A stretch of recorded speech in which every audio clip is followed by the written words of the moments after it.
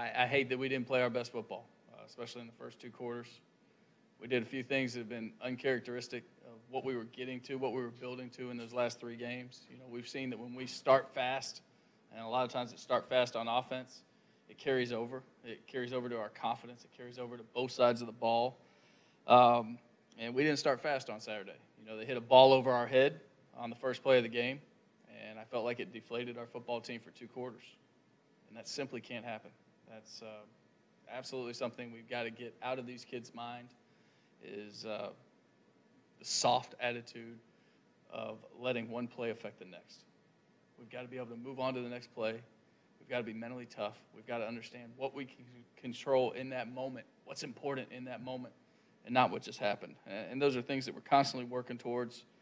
I think you got to give UTEP and Coach Dimmel a lot of credit.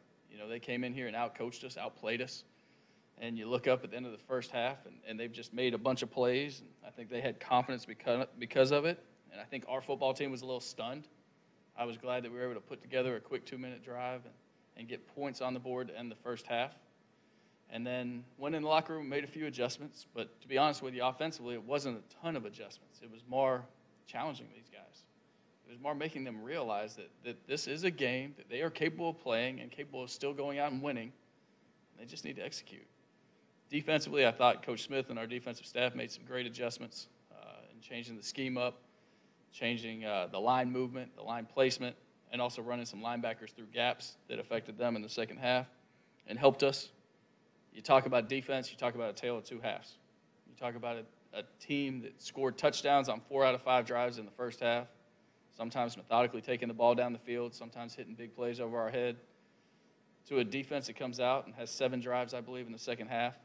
4 of them were 3-and-outs, and then we had an interception and a fumble recovery on 2 more of the drives.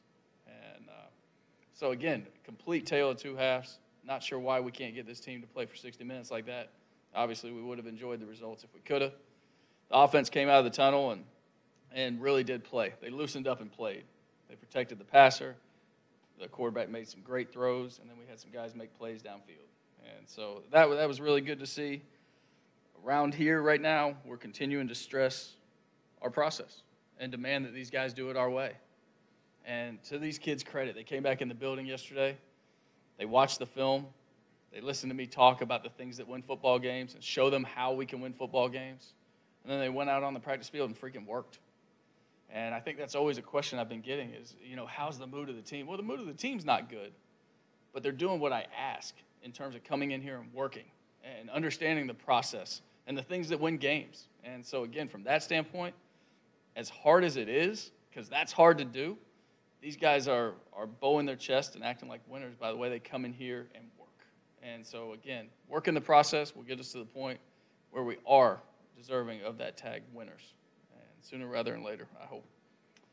A positive for us is senior quarterback Sean Stankiewicz, our day one starter, is going to be able to return from injury this week a lot faster than everybody thought. There were times where we thought he was going to be ruled out for the season. And with that, we expect him to start this season. We're excited to have Sean's leadership back in the huddle, and his experience back in the huddle. And I think that will be something that's very good. Since Sean decided to come here in January and grad transfer from Vanderbilt, I've been so pleased and happy that he chose us, that he chose to come be a part of this and really try to help us every step of the way. The way he's attacked his rehab to get back is exactly the same way I would have expected him to. Be ahead of schedule, be ready to go. And looking at him on the field yesterday, he looked great. With that said, his return will be able to let us ensure Wiley's red shirt. And we certainly think Wiley has a bright future here. So we're excited about that as well. This weekend, heading on the road for another conference game, going against Coach Skip Holtz and the La Tech Bulldogs. Obviously, their program's in a very good place. They're a very talented group, eligible for a bowl game for the 5th straight year, and they're playing at a pretty high level. You look at them offensively, and, you know, I think that they've got some great receivers out there, but the quarterback, Jamar Smith, makes them go. Good running game with some running backs that have an ability to be explosive, but also like turn those 2- and 4-yard runs into 6- and 8-yard efficient runs and keep the sticks moving.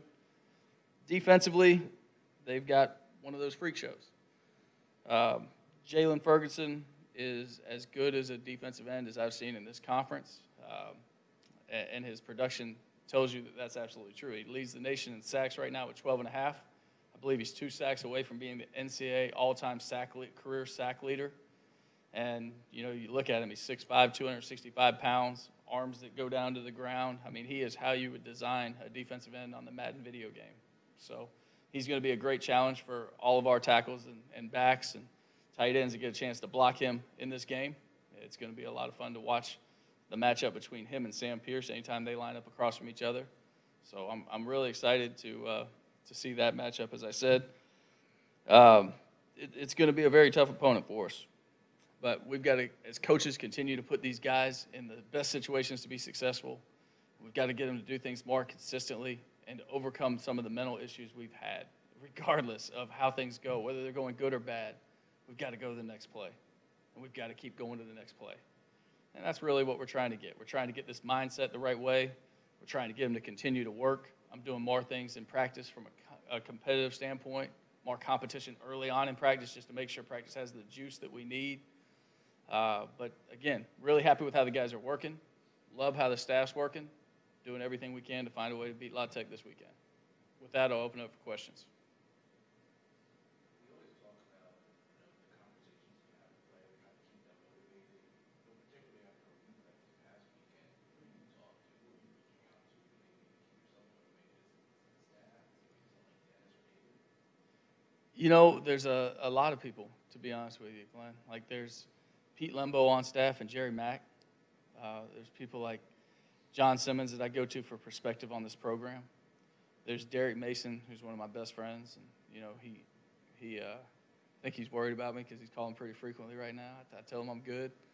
David Shaw has been awesome throughout. I didn't talk to him this weekend, and then Matt Rule at Baylor, who's lived this movie and is currently doing some really good things down there. He's a guy that, because he's been in this situation so recently, that I lean on, and he's done everything he can to help. He's been awesome. So I feel very blessed to have those resources. Let me tell you, to do this completely by yourself, I think you'd lay in bed all night long with your eyes open. But it allows me to sleep knowing that we are doing the right things. What kind of stuff do they tell you? What kind of advice? Do they give you advice? Yeah, absolutely they do. And almost all of them, the consistent theme would be stay the course. You know what you're doing works. We did it, especially Derek and I, we did this at Stanford. I've done it at Vanderbilt. I've got this thing where I want. It took me longer than I thought. He'll be honest about that. It took him longer than he wanted at Vanderbilt. But he's got that thing. His players in there. He's got things going the right way.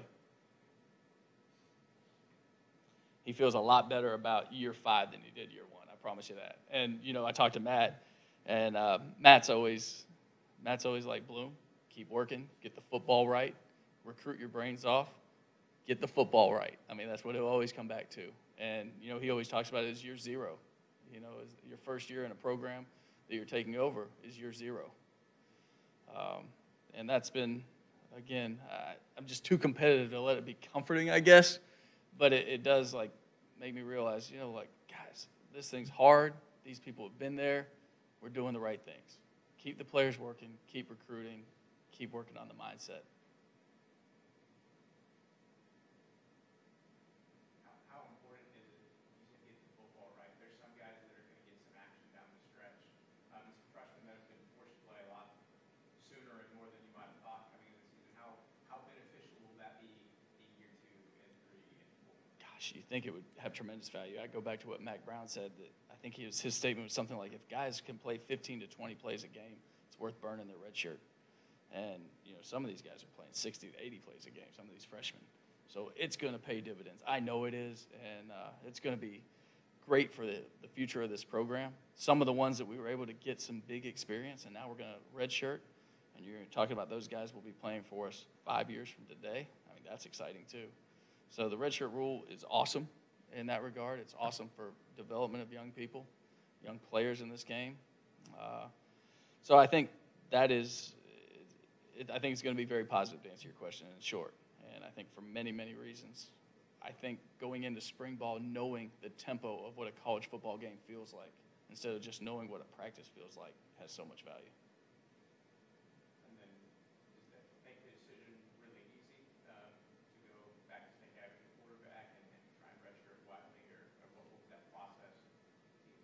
You know, this decision to go back to Stank was all about Stank. It had absolutely nothing to do with Wiley.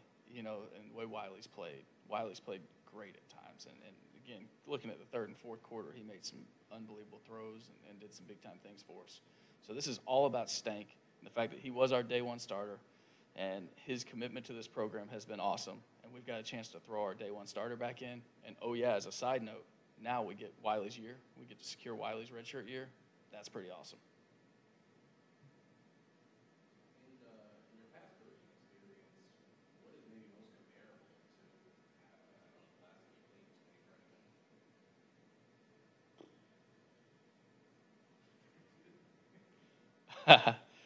Yeah, I think we played 2 rookies on offense with the Jets in 2009.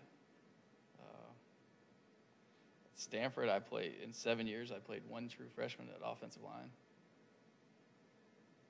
So nothing. Absolutely nothing. I mean, you look out there right now, and our center is a redshirt freshman. Our left guard in the last game was a redshirt freshman. Our left tackle in the last game was a redshirt freshman. Quarterback, sorry, not redshirt. The left guard and left tackle are true freshmen. The quarterback was a true freshman.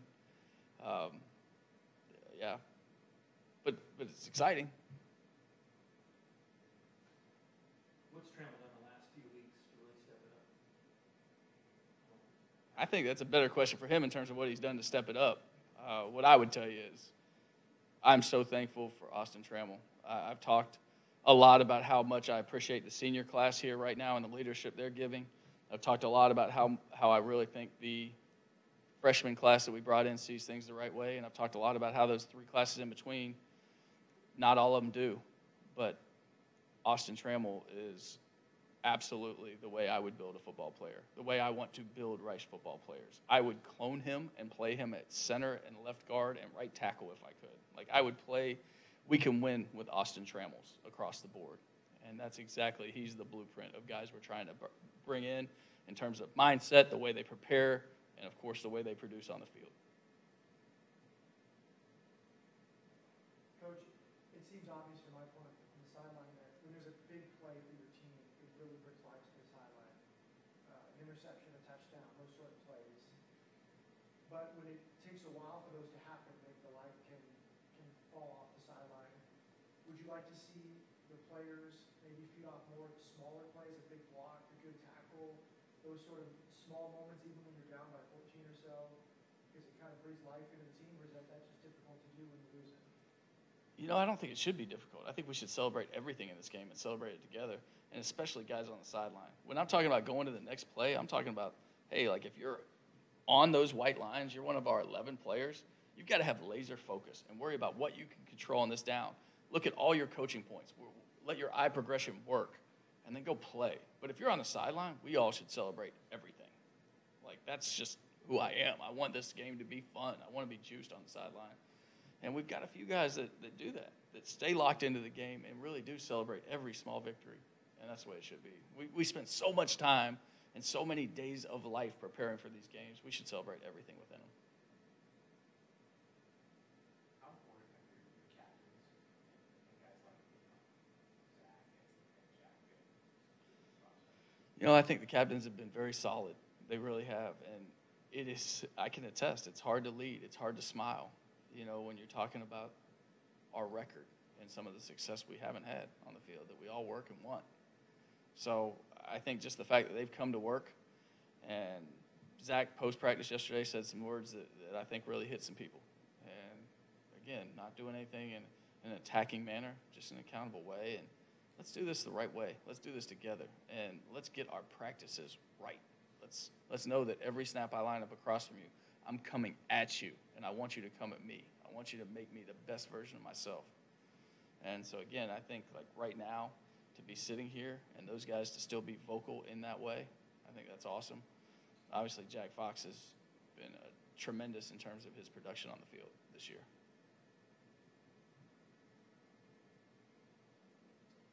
Anything else? Thanks, Coach. All right. Thank you all.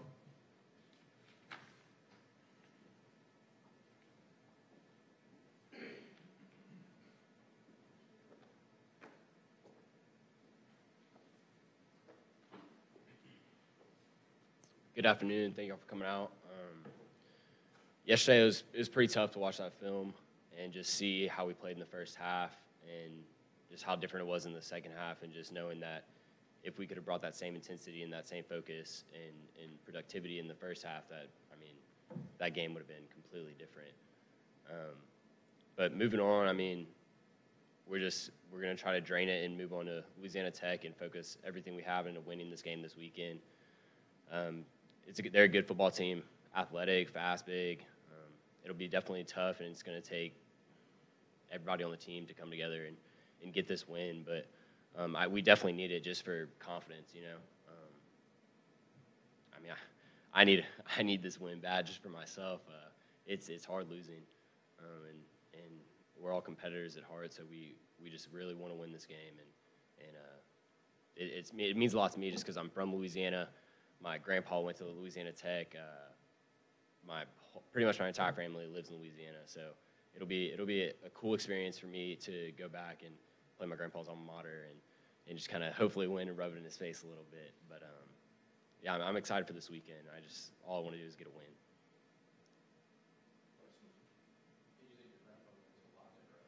La Tech. Especially as you look at your last two games, do you think that, what happened when you went to Navy instead of your game late in the season? Do you think that was maybe a consequence of some chemistry with Wiley, or what do you think of that? Partly, but also the past couple weeks, I just had to refocus and just kind of come back to just working hard every day to get better and better every day, like even with the quarterbacks and just trying to bring my teammates up with me and not just think about myself and other things like that. But and also just buying into Coach Bloom and his process. Like, I fully believe in Coach Bloom and everything he stands for and the way he does football. And I think buying into the process it truly works. And we just got to get more guys coming along, and we'll be there one day. It feels like a weird question to ask, but can you just walk me through the ups and downs of your confidence through the season up to this point? Yeah, it started out at the beginning of the season, I felt very confident just the way we were playing. Winning the first game, obviously, and then how we played versus U of H, and just maybe not finishing, and same with Hawaii, just how we played really well. And then Southern Miss game, we had a really bad game, and I think that really crushed a lot of guys' confidence just because we were feeling good with how we were playing at the beginning of the season, and then just a couple games went by where we just weren't playing to the level that we can play, and that always hurts your confidence. It's tough to lose that many games back to back. Like, it messes with your mind a little bit, and but I think the main focus is like the best way to get out of it is to win. You know, it's not if you keep losing, your confidence is just gonna keep going down. The best way to get out is to win, and that's just what we're trying to do. You walk us through that second touchdown. It's pretty special. Fourth down, if I remember correctly, and kind of how that fit into the comeback. Yeah, so it was just a kind of a shallow route, just trying to get the first down, really. And corner of my eye, I saw Wiley escape, and we work scramble drill almost every day in practice. And it's just whenever quarterback scrambles, you either go deep or come back to him or follow him. And I decided to go deep, and we just made a great connection.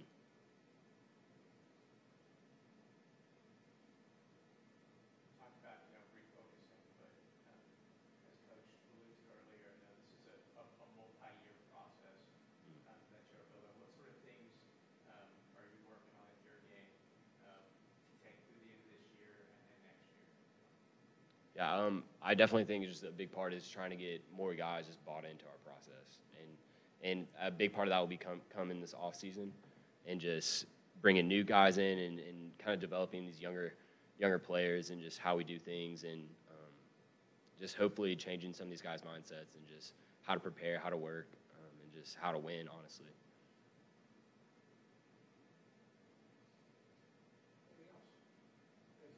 Thank y'all.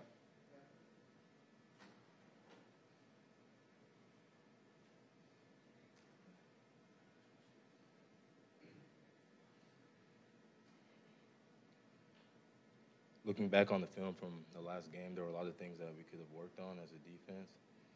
There's a lot of things that we need to improve. There's a lot of things that I need to improve myself as a player, and things will improve. Confident going into this week, the game plan that Coach Smith has said, and the defense, and we're ready to execute and bring the pressure that we need to bring and that we're expected to bring. Overall, we're just trying to hold each other accountable, learning from these different leaders on our team, and trying to work on myself and what I can bring to the table. I'm buying into this process. It's very important to me. I take this season very personal, and I expect a lot of myself. So when I feel like I'm not meeting the standards that I'm supposed to meet, I just work to make sure that I continue to push like I need to and set the example for the younger guys. And so going into this week, I just want to be able to learn from my mistakes and be able to put the past aside and focus on the future.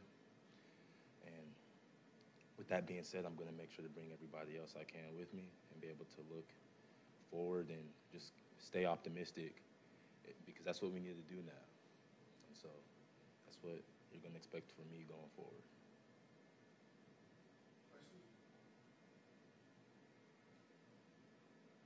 Talk about the intensity that y'all came out with in the locker room, and what was that? Just the light switch flipped on, or what changed, and how well were y'all playing in the second half?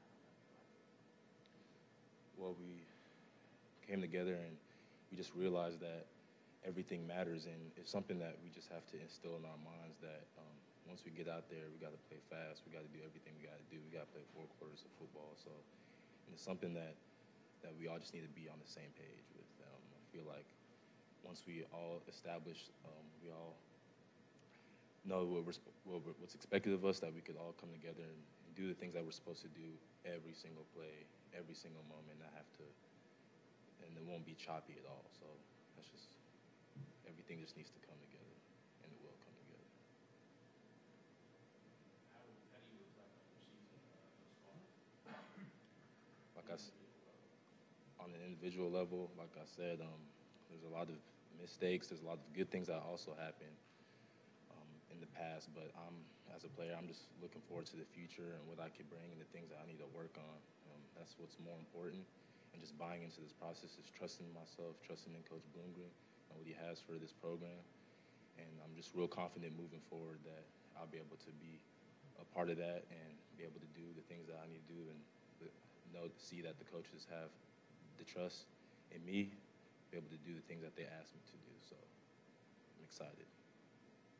When you talk about the offense and the importance of the offense coming out and getting a fast start, on the defensive end, what is the feeling around you guys getting a fast start, around you guys maybe getting a stop or on that first drive?